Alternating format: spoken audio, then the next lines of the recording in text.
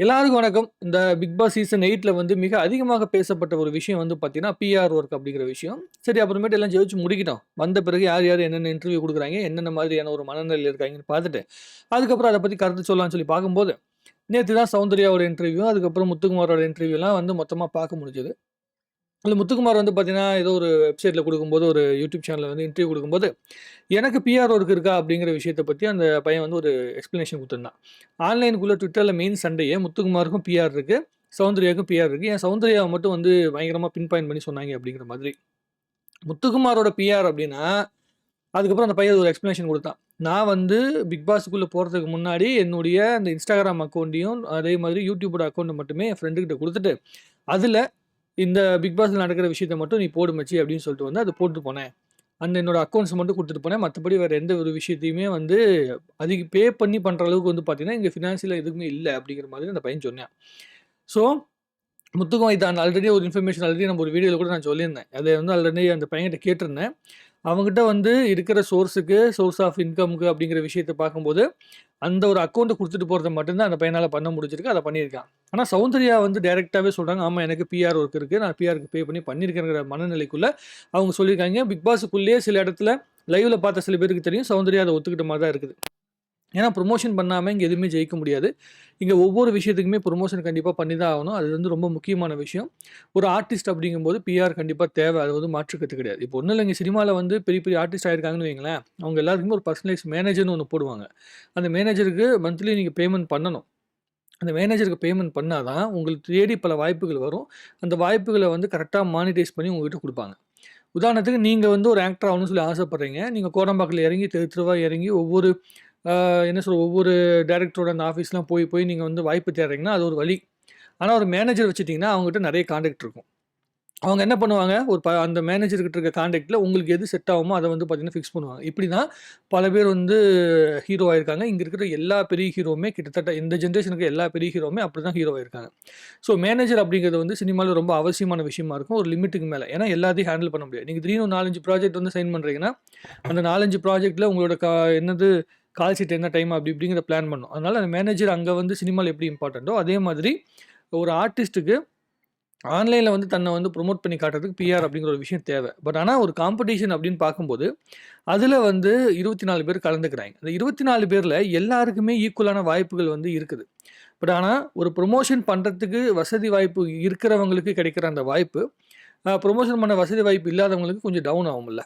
இப்போ முத்துக்குமார் ஜெயிச்சிருக்கான்னா, அவனுக்கு வந்து டெடிகேட்டிவா பேமெண்ட் பண்ணி, இந்த மாரி பிஆர் ஒர்க்க வந்து அந்த பையன் பண்ணல. பட் ஆனா அந்த பையன் எப்படி ஜெயிச்சிருக்கான் அப்படின்னா, அது மக்களோட ஒரு செல்வாக்குன்னு ஒண்ணு இருக்கு. அதே மாரி சௌந்தர்யா அவர்கள் வந்து இந்த டாப் இடத்துக்குள்ள வராங்க அப்படின்னா, சௌந்தர்யா வந்து பேசின இன்டர்வியூல என்ன சொல்றாங்கன்னா, முத்துக்குமார் அவனோட சைட்லேருந்து ஒரு மிகப்பெரிய உழைப்ப போட்டிருக்கான். என்னோட சைட்லேருந்து நான் எனக்கு தெரிஞ்ச மாரி சில உழைப்புகள போட்டிருக்கேன். நான் செய்ற மாரி அவனால செய்ய முடியாது. அவன் செய்ற மாரி என்னால செய்ய முடியாது அப்படின்னு சொல்றாங்க. சரி கமெண்ட்ல போய் நம்ம எடுத்து பார்த்தோம்னா, அப்படி என்ன நீங்க செஞ்சுட்டீங்க? இந்த கியூட்னஸ் அந்த காமெடி பண்றத தவிர்த்து நீங்க என்ன பெருசா பண்ணிட்டீங்கன்னு சௌந்தர்யா கேள்வி கேட்குறாங்க. முத்துக்குமார் என்ன கேள்வி கேட்குறாங்க, நீ பேசுறத தவிர வேற என்ன பெருசா பண்ணிட்டேன்னு. ஆனா முத்துக்குமார் டாஸ்க்லயும் பண்ணியிருக்கான்னு வையுங்களேன்.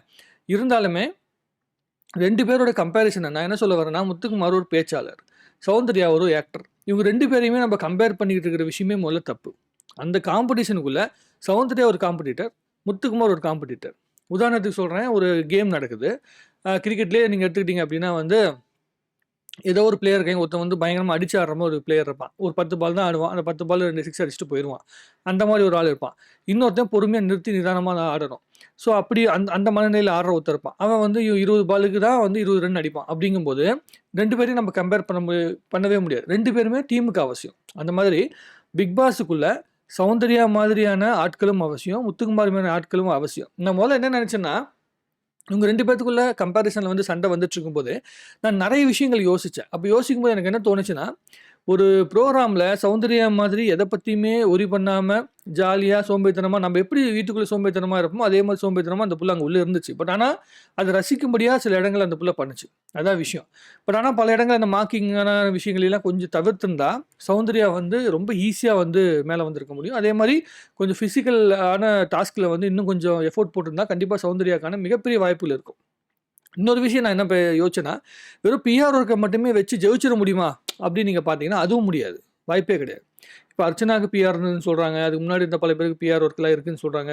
பட் ஆனா, அதுல என்ன நடந்திருக்குன்னா, நீங்க வெளிய வந்து உங்கள ப்ரமோட் பண்றதுக்காக நீங்க பேமெண்ட் குடுத்து ப்ரமோட் பண்ணலாம். பட் ஆனா, உங்களுக்கு உள்ளுக்குள்ள ஸ்டஃப் இருந்தா மட்டும் தான் அந்த ப்ரமோஷன் வந்து ஒர்க் அவுட் ஆகும்.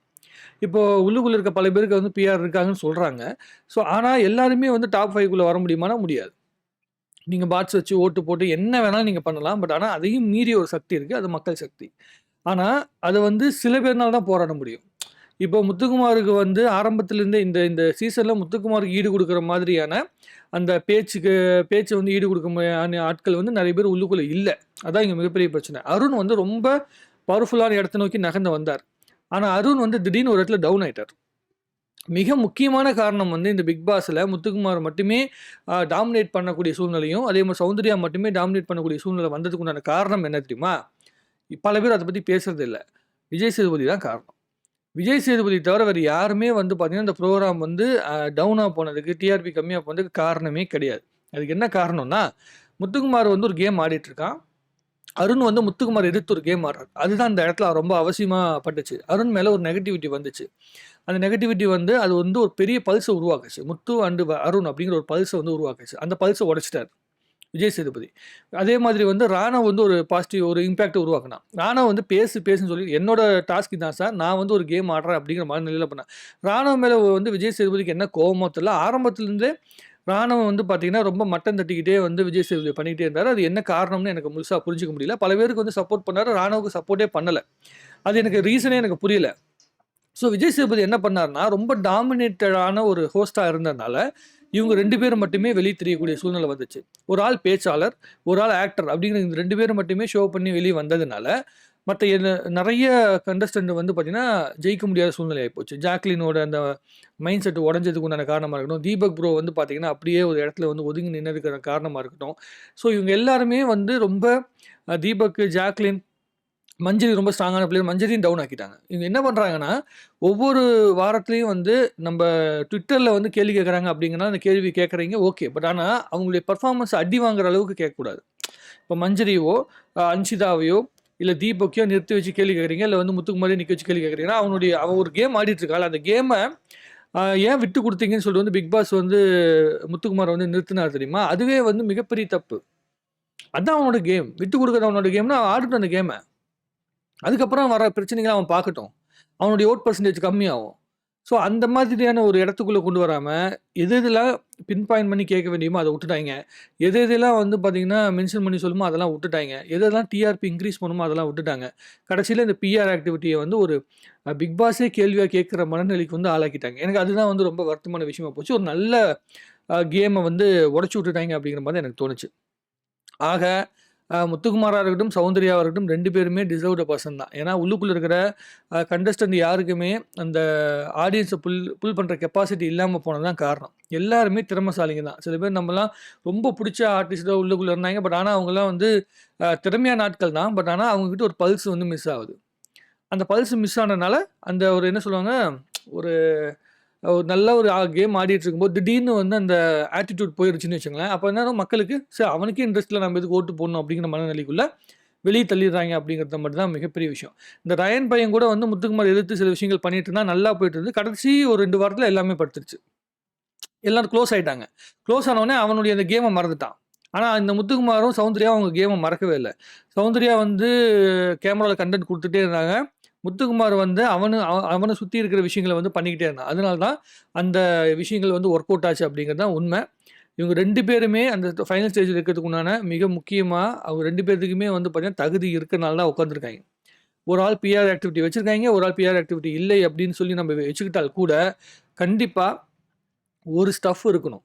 மக்களுக்கு புடிக்கிற ஏதோ ஒரு விஷயத்த பண்ணாம மேல நிக்க முடியாது. அதுல வந்து மாற்று கருத்து கிடையாது. ஆனா, எனக்கு தெரிஞ்சு இத எதுக்கு இவ்வளவு பெருசா பூம் பண்ணாங்கன்னா, அந்த பிஆர்ங்கிற விஷயத்த, அடுத்த வாட்டி வரவங்க இத கொஞ்சம் தெளிவா புரிஞ்சுக்கணும். மக்களோட மனநிலைய பார்த்து ஒரு கேம் ஆடணும் அப்படிங்கிறதுக்காக தான், இத வந்து ஒரு பெரிய டாபிக்கா உருவாக்குனாங்க அப்படிங்கிறது என்னுடைய பாயிண்ட் ஆஃப் வியூ. எனக்கு தோணுனதெல்லாம் நான் பேசிப்புட்டேன். உங்களுக்கு தோணுறத நீங்க கமெண்ட்ல எழுதுங்க. நன்றி, வணக்கம். அதாவது இதுக்கு பிறகு முத்துக்குமாரா இருக்கட்டும், இல்ல சௌந்தர்யாவா இருக்கட்டும், 2 பேருமே சினிமால ஏதாவது ஒரு விஷயத்த சாதிக்கணும். சௌந்தர்யாக்கு ஆல்ரெடி 2 படம் வந்திருக்கு அப்படிங்கிற மாரி சொல்லியிருக்கிறாங்க. முத்துக்குமார் ஒரு படம் வந்திருக்குன்னு சொல்லியிருந்தாங்க எனக்கு ஆல்ரெடி.